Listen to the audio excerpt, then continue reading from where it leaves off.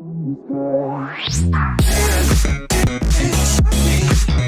if you're new, thank you very much for coming by. A4 pieces of paper to get the 2 bits of paper. Corner and fold that down nicely. And then open it up again and rotate it round.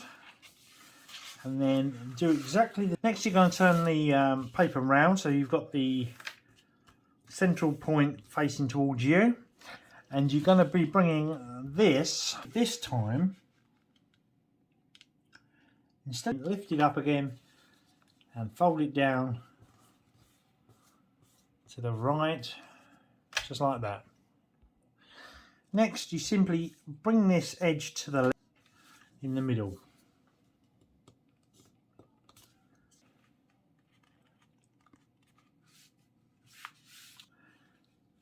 From this point here, and fold them down. And fold it flat. And the same again on this side.